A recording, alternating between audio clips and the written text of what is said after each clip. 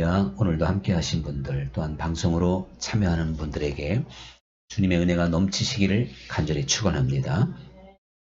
이제 우리가 새해 첫 예배를 드리고 있습니다. 되게 새해가 되면 우리가 하나님께 좀 더 마음을 모으면서 또한 자신을 돌아보면서 깊이 생각하게 될 겁니다. 저도 한 사람의 이제 설교자로서 이 첫 번째 메시지, 무엇이 좋을까 묵상하다가 결국 오늘 본문의 말씀을 택하게 됐는데요.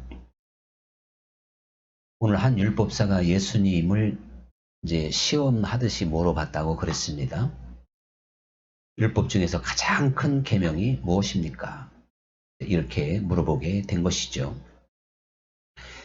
이 율법사가 예수님을 시험했다고 하는 건 다른 의도가 아니라 율법사는 이 본문의 말씀 마음을 다하고 뜻을 다하고 성품을 다하고 목숨을 다하여 하나님을 사랑하여 이웃을 너 자신과 같이 사랑하는 것이 구약 신명기를 비롯해서 여러 차례 율법에서 강조가 되고 있기 때문에 이 예수님이 사두개인 바리새인 할 것 없이 논쟁에서 그들을 완전히 이제 이렇게 압도하시게 된 거죠.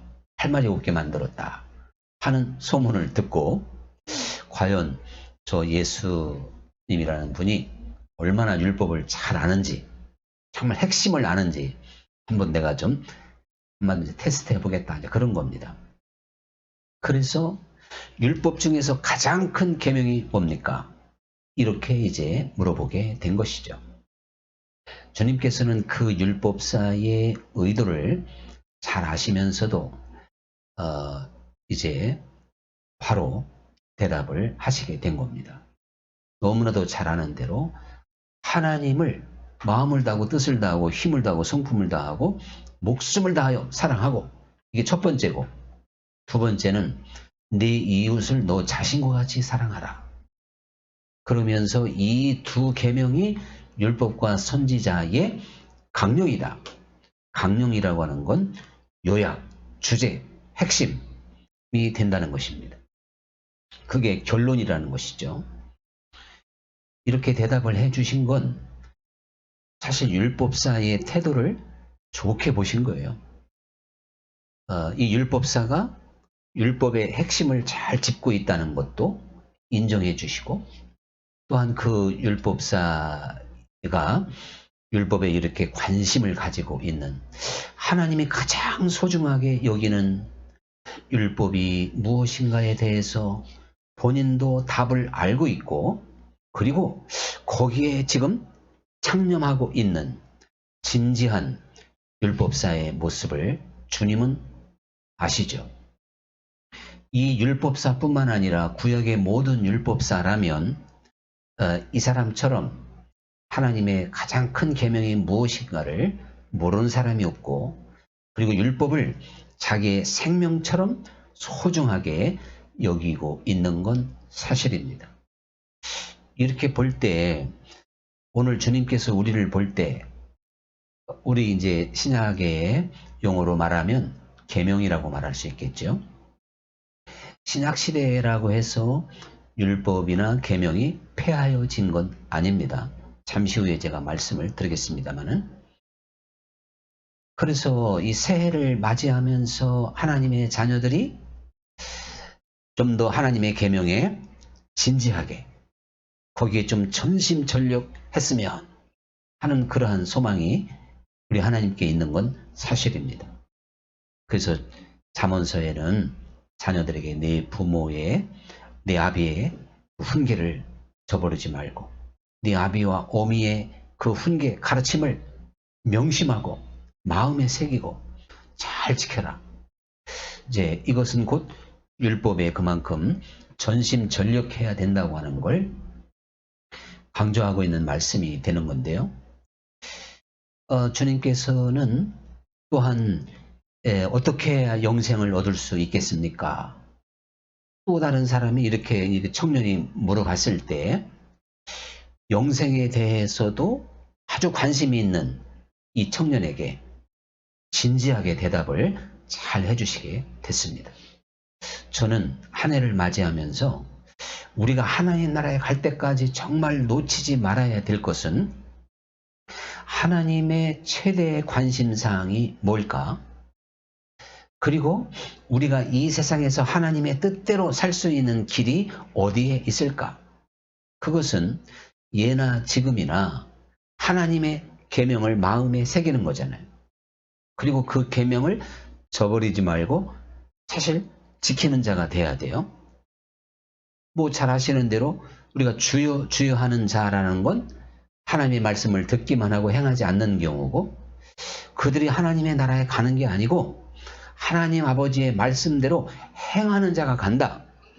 이것은 계명을 지키는 자, 구약의 율법, 이제 없어진 율법도 있겠지만 율법의 정신을 따라서 살아가는 사람이 결국 하나님의 나라에 가는 거다. 이렇게 주님께서 말씀을 하셨기 때문에 이 율법사처럼, 그리고 이 영생에 대해서 물었던 청년처럼 이 세상을 살면서요, 거기에 관심, 기대, 그리고 그것에 초점을 맞추고 살아간다면 우리는 신앙생활에 승리할 수가 있고요, 하나님의 계명을 이루게 될 것이고 지키게 됩니다. 뭐든지 관심이니까요. 관심이 없으면 다 놓치잖아요. 우리의 최대의 관심은 하나님의 계명, 즉 하나님을 사랑하고 이웃을 사랑하는데 이 관심을 집중한다면 결국은 그것을 이루게 되는 것이죠. 그러면서 가장 큰 계명을 물었는데 주님께서 대답을 해주셨고, 가장 큰 계명이 있으니까요. 그런데 주님은 지극히 작은 계명에 대해서도 말씀을 하셔요. 가장 큰 계명이 있으니까 당연히 또 작은 계명도 있다는 거잖아요. 근데 그 지극히 작은 계명이 무엇인지 구체적으로 성경에는 나와 있지는 않습니다. 이렇게 첫 번째, 두 번째 계명은 확실하게 성경에 제시되고 있지만, 그러니까 이 지극히 작은 계명 하나라도 어기든지 또 계명 하나도 지키지 않아도 된다고 가르친다면 천국에서 지극히 작은 자가 된다. 상당히 의미심장한. 존 웨슬리 목사님은 이 부분을 주석하면서 너무 작아서 하나님의 나라에서 안 보일 수가 있다. 안 보인다. 이렇게 주석을 해요. 그러면 아니 예수님도 지극히 작은 계명 하나라도 어겨도 된다고 가르치든지, 그렇게 가르치면서 자기도 행하지 않는다면 천국에서 지극히 작은 자가 돼서 보이지 않는다는 얘기인데, 이 큰 계명을 어기면 어떻게 되겠냔 말이에요. 우리가 이건 산수잖아요. 산수. 쉽게 계산해 볼 수 있는 내용이 될 텐데, 주님께서 이 하나님 사랑 그리고 이웃 사랑, 이것이 이제 그러니까 강령, 그러니까 율법과 선지자의 강령이라고 했어요. 그러면 율법은 하나님의 말씀이고 선지자들이 외쳤던 거, 선지자들이 가르치고 하나님의 뜻을 전파하잖아요. 그 강령, 다시 말하면 그 주제, 핵심 요약이, 핵심 주제가 뭐냐? 하나님 사랑, 이웃 사랑이다. 근데 다시 말씀드리지만 하나님을 그저 어정쩡하게 사랑하는 게 아니고 마음부터 시작해서 목숨까지 다하여 사랑하라. 이거를 우리가 암송하고 외우고 너무 가볍게 지나가지 말고 진지하게, 그리고 정말 힘있게 붙잡아야 될 줄 믿습니다. 그래야 그게 내 말씀이 되고 그게 또 경험이 되는 거 아니겠어요? 자, 여기까지는 좋은데 그럼 네 이웃을 내 몸과 같이 사랑하라. 야, 이거 참 보통 어려운 문제가 아닐 것입니다. 그래서 우리가 이것을 이 정말 첫 번째, 두 번째의 계명을 가만히 생각해 보면요, 정신이 번쩍 나는 거예요. 우리가 하나님 앞에 회개할 게 많을 것이고 자기 자신이 어떻게 서야 되는지 정말 우리는 허리를 동일 수밖에 없는 간절한 심정이 될 텐데, 주님께서 우리에게 주신 이 말씀이 또 무거운 말씀이 아니라네요. 어려운 말씀도 아니라는 것입니다. 결국 이것은 주님께서 이제 하시기 때문에 그렇게 되는 건데, 우리가 구약 성경에 이제 율법들 하나하나 살펴보면요, 모든 율법에서 하나님의 그 모습을 보여주고 있잖아요. 그리스도를 보여주고 있잖아요. 그래서 율법 자체가 선한 것이에요. 율법은 한마디로 선한 거예요. 그런데 구약 성경에서 말이죠, 이 율법을 철저하게 지키라고 하는 것이 얼마나 강조가 되어 있냔 말이에요. 그래서 문설주, 문지방에, 문설주에 문지방에 붙이고, 이마에 붙이고, 손목에 걸고, 미간에 붙이고, 이렇게 하면서 율법을 주야로 묵상하고, 이 하나님께서 주신 모든 율법은 선한 것이기 때문에 하나도 놓치지 말고 그걸 그대로 지키라고 구약은 계속 강조하고 있잖아요. 구약에서. 그러면서 이 율법을 주면서요, 너희가 이 율법을 잘 지키면 나는 너희의 하나님이 되고, 너희들이 율법을 지킬 때 나는 너희들의 하나님이 되고, 너희는 내 친백성이 되리라. 또 이렇게 말씀을 하고 있기 때문에 우리 모세를 통해서 또한 이 주신 십계명뿐만 아니라 모든 율법은요, 사실 지키라고 주신 말씀이고 구약에서 철저하게도 지켜야 됐어요. 안 지키면 돌에 맞아 죽기도 하고 정말 추방당하고 엄청난 그러한 이제 심판이 이루어졌던 게 사실입니다. 우리가 그러면요, 오늘 이 신약을 살아가는 성도들은 율법 또한 계명에 대해서 어떻게 생각해야 될까?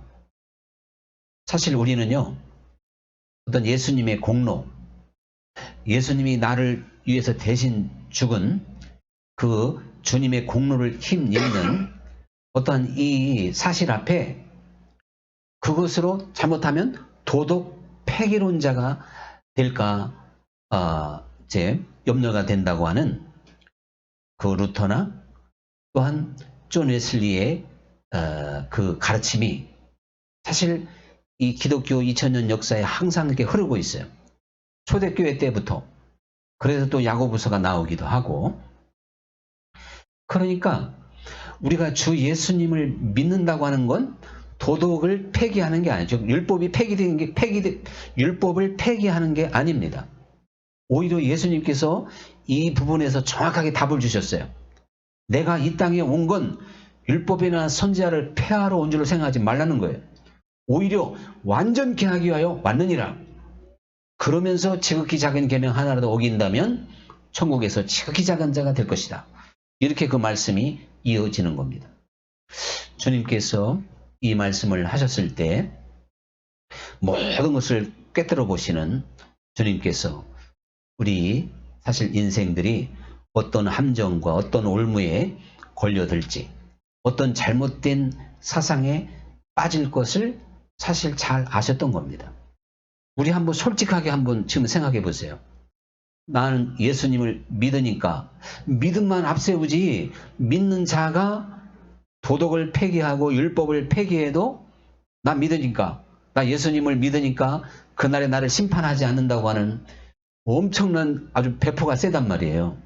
이게 교리적으로 지식적으로는 맞고 아무리 우리가 이 세상에서 의롭게 살았다 할지라도 마지막 하나님 앞에 주님의 공로로 구원을 얻는 것이지만, 그렇다고 예수님의 이름을 믿고 그 공로를 믿는 사람이 이 땅에서 율법을 폐기하고 주여 주여 하는 믿음으로 하나님의 나라에 갈 수 있다고 가르치고 있는 곳은 한 군데도 없잖아요. 결국 우리는 믿음, 주 예수님을 믿는 그 믿음으로 사실은 하나님의 계명을 지킬 수 있는 능력이 있어야 되고 하나님의 뜻을 이룰 수가 있어야 돼요. 자, 이제 그러면 그 원리를 한번 제가 설명해 드리고자 합니다. 가만히 생각해 보면요, 이거 대단히 엄청난 일이에요. 우리처럼 육성이 강하고 인간의 본성이 시퍼렇게 살아있는 우리들이 하나님 사랑은 그렇다 치더라도 이웃을 내 몸과 같이 사랑해? 이게 가능할까요? 이건 설교를 위한 설교지 사실은 인간적으로 보면 이건 불가능한 겁니다. 그런데 주님께서는 왜 이거를 첫 번째, 두 번째 계명으로 말씀을 하셨냐는 거죠. 그러니까 우선 우리는요, 하나님의 말씀을 긍정적으로 일단 아멘으로 받아야지, 야, 어떻게 그걸 그렇게 해? 벌써 이렇게 부정하게 되면 하나님 역사할 수도 없고, 또 그거는 처음부터 불가능하겠죠. 사실은 너무나도 엄청난 일이지만 이게 가능한 건 사람의 힘으로 능으로 되는 게 아니고 주님께서 하시기 때문인 줄 믿습니다. 주님께서 우리를 거룩하게 하시는 분이고요. 주님께서 우리를 이웃을 사랑할 수 있는 사람으로 만드시는 분이 주님이세요. 사람의 힘으로 되는 게 아닙니다. 그래서 이게 믿음으로 된다는 건데 예수님이 이렇게 말씀을 하셔요. 너희가 정말로 나를 믿는다면 그 믿음이 겨자씨알 만큼만 있다 하더라도 산을 옮기게 될 것이다. 또 요 뽕나무를 뽑아서 바다에 던지우라 해도 그대로 된대요. 그럼 예수님이 사람을 옮긴 적 없고 뽕나무 뽑아서 던진 적 없어요. 이것은 잘 아시는 대로 비유가 되지요.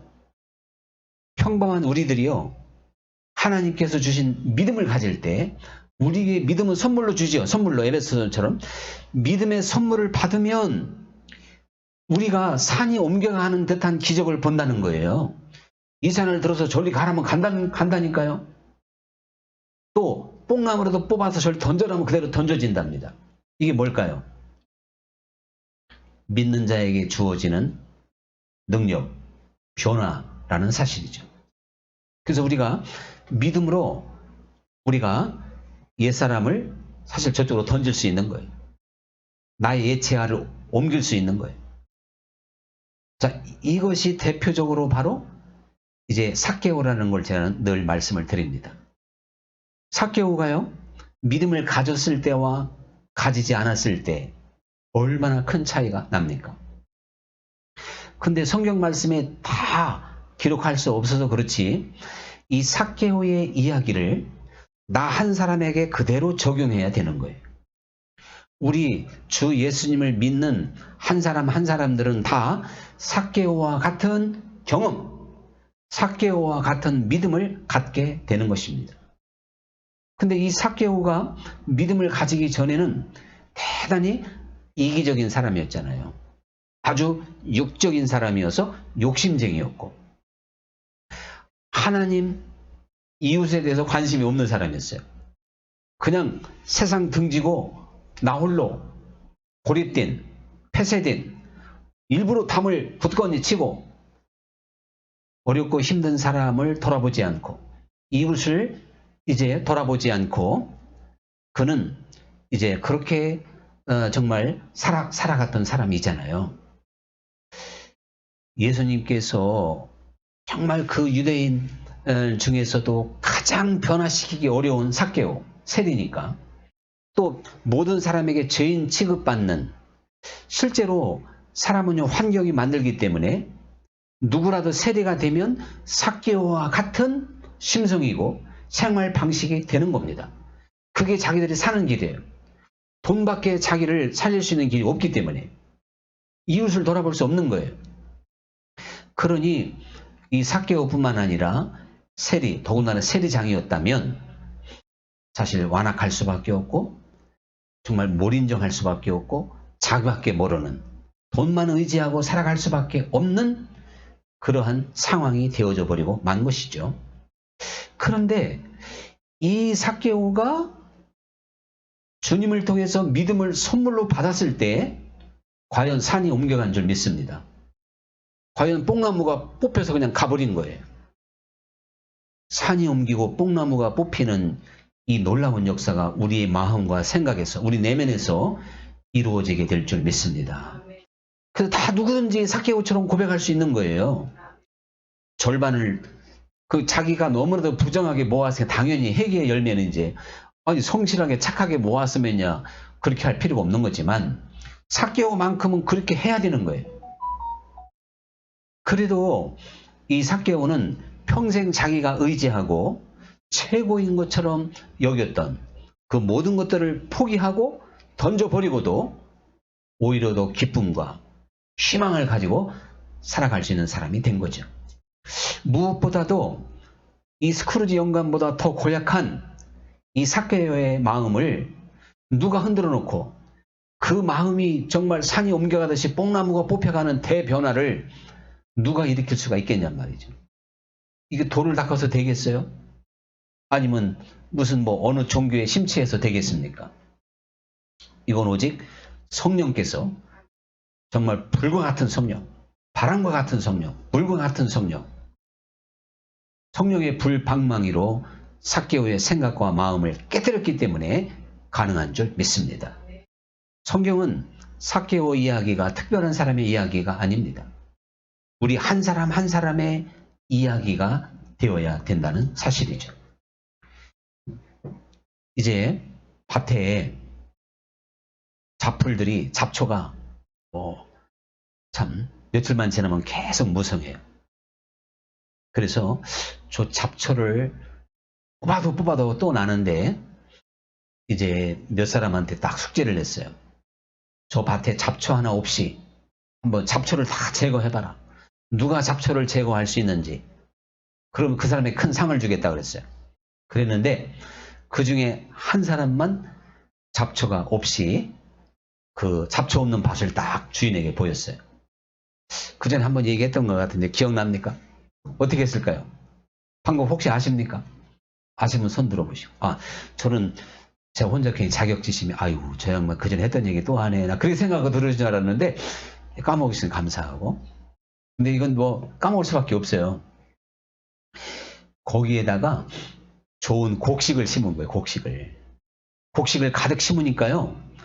이 곡식들이 막 왕성하게 크면서 잡초는 뜨문뜨문 나지만 곡식을 잘 심고 곡식을 가꾸니까 잡초가 자라날 수가 없었던 거예요. 대부분 사람들은 곡식 심을 생각 안 하고 계속 잡초를 뽑는데도 비 한 번 오면 뭐 금세 독버섯처럼 그냥 주인 앞에 갔을 때는 잡초로 가득 찬 밭을 내놓을 수밖에 없었던 겁니다. 이게 무슨 얘기냐면 주님께서 우리들에게도 똑같은 방식을 사용하십니다. 우리의 심령에 하나님의 은혜를 주시고 생명의 씨앗을 심으시고 주님께서 우리에게 성령을 주셔서 우리가 하나님께 받은 건 너무나도 세상에서 받을 수 없는 선물을 받았잖아요. 그리스도의 보혈을, 성령을, 하나님의 말씀을 받은 줄 믿습니다. 그것이 우리의 심령에 잘 심겨지도록 하셔서 그것으로 우리가요, 이 모든 열매를 맺을 수가 있고 잡초를 제거하게 되는 겁니다.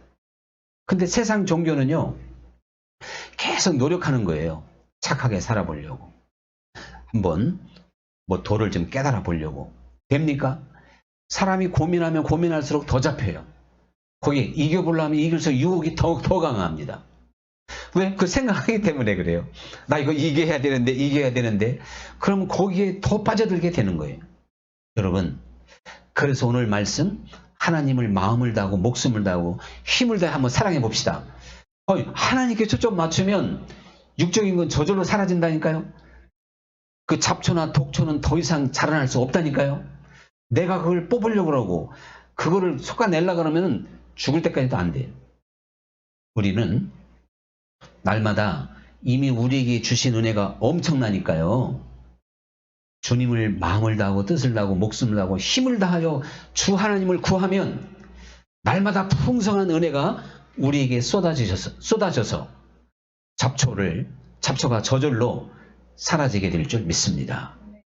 에스겔서 47장에 보면 잘 아시는 대로 성전에서 물이 나오는데 발목에, 무릎에, 그 다음에 허리, 그 다음에는 이제 막 키를 삼키니까 거기서 자유롭게 수영하게 됐다 그랬죠? 그리고 그 물이 흘러가는 곳마다 막 살아나는 물고기가 살아나고 모든 과실나무가 살아나는 새 생명의 놀라운 역사가 있었어요. 그러므로 여러분, 지금은 은혜 받을 만한 때입니다. 구원의 날입니다. 정말 우리가요, 하나님께 한번 잠시만 마음을 열고 기도해도 우리 주님이 얼마나 우리를 기뻐하시는지. 제 경험상 사흘 금식했는데 하나님이 해결해 주지 않은 게 하나도 없어요. 물론 뭐 눈으로 보이고 선물이야 그 하나님 뜻대로 구해야 주는 거지만, 하나님과 내가 아무리 막혀 있다 하더라도, 지금 심령이 답답하다 하더라도, 뭔가 하나님 앞에 해결할 영적인 문제가 있다 할지라도 사흘을 금식한다고 하는 건 그만큼 간절하다는 거죠. 진실하다는 거죠. 금식이 아니어도 하나님께 신령과 진정으로 나아간다면 그 하나님은 마치 탕자를 받아주듯이 우리를 언제나 환영하시고 우리에게 은혜를 베푸셔서 막힌 것을 뚫어주시고 또한 갇힌 데서 우리를 건져주시고 자유케 하시는 주님이십니다. 지금 슬픔과 탄식과 죄로 억눌려 있다 할지라도 주님의 이름을 간절히 부르며 기도할 때 우리는 즉시 회복을 받고 하늘의 기쁨을 얻게 되는 것이고 하나님의 사랑으로, 즉 성령으로 충만해지게 될 줄 믿습니다. 그러니까 마음을 다하고 뜻을 다하고 목숨을 다하는 이것만 놓치지 않으면 언제나 충만할 수가 있는 거예요. 주님께서는 우리를 이렇게 해서 그 어려운 이웃을 사랑할 수 있는 사람으로 만드는 거예요. 사람이 아무리 노력해도 어떻게 해요? 우리가 그릇이 크잖아요? 그릇이 크면 거기에 다 담을 수 있어요. 여기도 보면 이삿짐 하게 되면 이게 우리가 볼 때는 별로 없는 것 같지만 여기 엄청나게 많이 나올 겁니다. 한 3톤 차는 가져야 돼요. 3톤.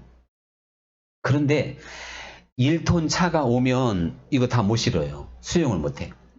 근데 한 5톤쯤 왔다. 그러면 뭐 그냥 널널하게 실잖아요. 여러분, 하나님은요, 하나님의 은혜는 우리를 큰 그릇으로 만드시는 줄 믿습니다. 큰 나무가 되게 만들어요. 성숙시키는 거예요. 그래서 유치원생하고 싸운 사람 봤어요? 근데 유치원생들끼리 싸우는 거 보면 참 우습지요. 아무것도 아닌 걸 싸워. 눈깔 사탕 하나로 목숨 걸고 싸워요. 네? 지우개 하나로 또 초등학생 막 싸워. 근데 우리가 볼 때는 너무 웃겨요, 이거. 여러분, 우리가 주님으로부터 은혜를 받고 하늘의 신령한 세계에 눈을 열고 그러면요, 나 남이 못 본 것을 보았고 나 남이 듣지 못한 것을 들었고, 이렇게 하늘의 세계에 눈이 열리면 우리는 이 세상을 세상보다 훨씬 위에 있는 거예요. 세상을 저 발 아래로 보이는 거예요. 그래서 우리는 이제 이웃을 네 몸과 같이 사랑하는 말에 동감하게 되고 이제 실천하게 되는 겁니다. 30대부터. 저는요, 이 설교를 준비하면서부터 혼자 그냥 점수 매겨보는 거. 그동안 제가 한 80점. 그러면 이 설교를 준비하면서 갑자기 100이 됐습니다. 할렐루야. 네. 물론 아멘은 별로 안 하실 줄 알았어. 그런데 아니, 이거 진짜라니까요. 근데 이제 이것이 이제 계속 유지가 돼야 하잖아요. 유지하는 건 늘 깨어 있어야 돼요. 아니, 이거 너무 잘하는 말씀이지만 저도 이런 설교 한번 하게 되면요, 얼마나 수준이 올라가나 몰라요. 그래서 제가 이 설교를 준비하는 한 주간은요, 자, 제 아내가 뭐 어떻게 나오든 물론 늘 착한 사람이고 우리 아내는 참 얘를 제가 좀 웨슬리 마누라 같은 사람을 얻어야 되는데 이 천사 같은 사람을 만나가지고 이제 다르게 제가 평생에 이렇게 한번 저를 시험해봤던 사람들을 쭉, 그리고 제 앞길을 막았던 사람들이 사랑스럽더라니까요. 이야, 제 앞길을 2번씩이나 안 막았다. 엄청난, 아마 분명히 조만간에 늘 이루어진다고 말씀드립니다만은 그런 결과가 왔을 텐데, 그거 제 수준이 높지 않으면요, 그건 진짜 그것처럼 미운 사람 어디 있겠어요. 진짜 마음에 미운 게 하나도 없다니까요. 할렐루야. 어쨌든 여러분도 한번 가만히 생각해 보세요. 그 사람 꼴도 보기 싫은 사람 있어도요, 그 사람 탓하지 말고 내 수준을 한번 높여 보세요. 그럼 오히려 불쌍한 생각이 듭니다. 그게 정상이에요, 정상. 그렇게 할 때 우리가 사랑하게 되는 것이지, 이게 어떻게 사람의 힘써서 애써서 노력으로 되냔 말이에요. 은혜로 되는 줄 믿습니다. 하나님의 은혜는 능치 못함이 없어요. 그래서 그 능력이 없는 걸 회개해야 돼요. 내가 그런 능력이 없구나. 우리는요, 주님을 아는 만큼, 주님을 깊이 알면 알수록 폭이 넓어지고 큰 사람이 되기 때문에 모든 걸 다 수용할 수 있고 모든 걸 다 사실 용서할 수 있고 이해할 수가 있는 겁니다. 이제 우리는 이렇게 주님이 우리를 만드시기 때문에 결론적으로 마음을 다하고 목숨을 다하여 하나님께 집중해야 돼요. 진실로 하나님을 그렇게 만나면 이웃사랑은 저절로 따라오는 거예요. 사람의 힘으로 못해요. 우리 인간이 어떻게 그걸 하냐고요. 하나님이 하실 수 있도록 해 주십니다. 주님을 진정으로 사랑하고 주님과 진정한 만남 속에 이 모든 것들은 다 따라오게 되어져 있다 하는 것을 다시 한번 기억해보고 우리가 좀 더 주님께 집중해야 되겠습니다. 오늘의 찬양